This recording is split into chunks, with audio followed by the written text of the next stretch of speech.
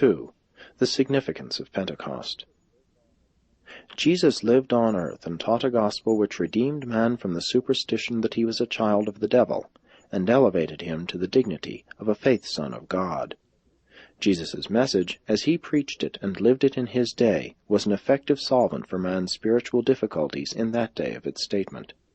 And now that he has personally left the world, he sends in his place his Spirit of truth, who is designed to live in man and, for each new generation, to restate the Jesus message, so that every new group of mortals to appear upon the face of the earth shall have a new and up-to-date version of the gospel, just such personal enlightenment and group guidance as will prove to be an effective solvent for man's ever-new and varied spiritual difficulties.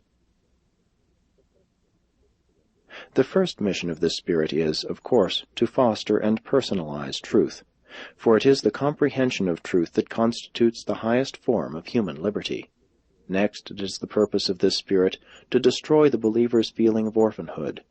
Jesus having been among men, all believers would experience a sense of loneliness, had not the Spirit of truth come to dwell in men's hearts.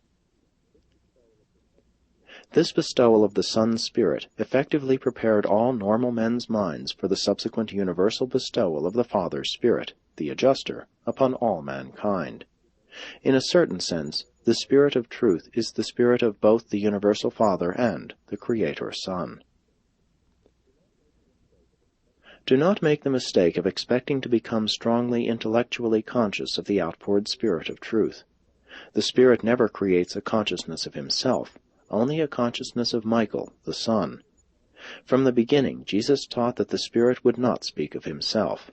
The proof, therefore, of your fellowship with the Spirit of truth is not to be found in your consciousness of this Spirit, but rather in your experience of enhanced fellowship with Michael. The Spirit also came to help men recall and understand the words of the Master, as well as to illuminate and reinterpret his life on earth. Next, the Spirit of truth came to help the believer to witness to the realities of Jesus' teachings, and his life as he lived it in the flesh, and as he now again lives it anew and afresh in the individual believer of each passing generation of the Spirit-filled sons of God.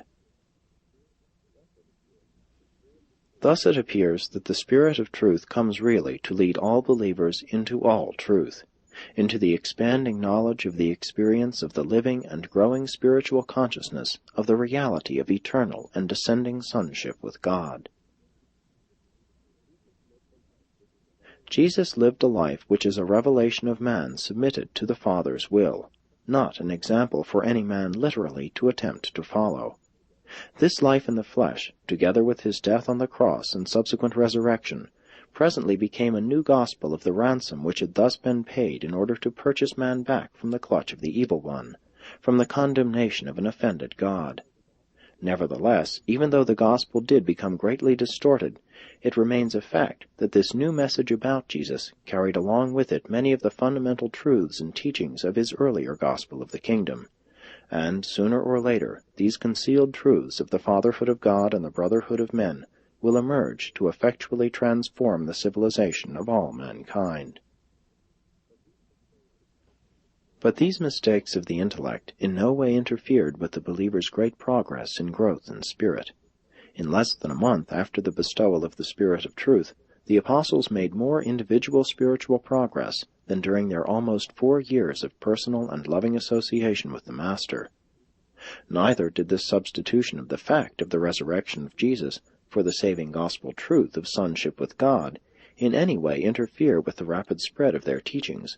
On the contrary, this overshadowing of Jesus' message by the new teachings about his person and resurrection seemed greatly to facilitate the preaching of the good news.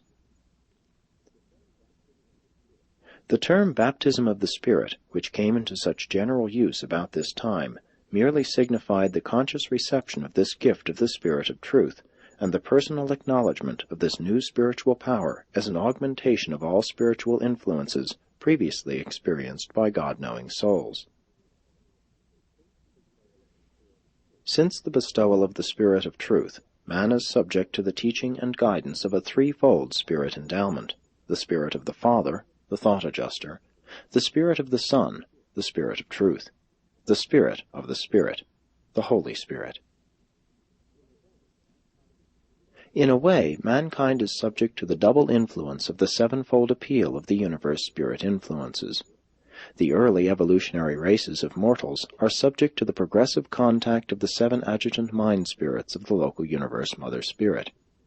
As man progresses upward in the scale of intelligence and spiritual perception, there eventually come to hover over him and dwell within him the seven higher spirit influences, and these seven spirits of the advancing worlds are: 1. The bestowed spirit of the Universal Father, the Thought Adjusters. 2. The spirit presence of the Eternal Son, the spirit gravity of the universe of universes, and the certain channel of all spirit communion. 3. The spirit presence of the Infinite Spirit, the universal spirit mind of all creation, the spiritual source of the intellectual kinship of all progressive intelligences. 4. The spirit of the Universal Father and the Creator Son, the Spirit of Truth, generally regarded as the Spirit of the Universe Son. 5. The spirit of the Infinite Spirit and the Universe Mother Spirit, the Holy Spirit, generally regarded as the Spirit of the Universe Spirit. 6. The Mind Spirit of the Universe Mother Spirit, the seven adjutant mind spirits of the local universe. 7. The spirit of the Father, Sons, and Spirits, the new name spirit of the ascending mortals of the realms after the fusion of the mortal spirit-born soul with the paradise thought adjuster, and after the subsequent attainment of the divinity and glorification of the status of the paradise core of the finality. And so did the bestowal of the Spirit of Truth bring to the world and its peoples the last of the spirit endowment designed to aid in the ascending search for God.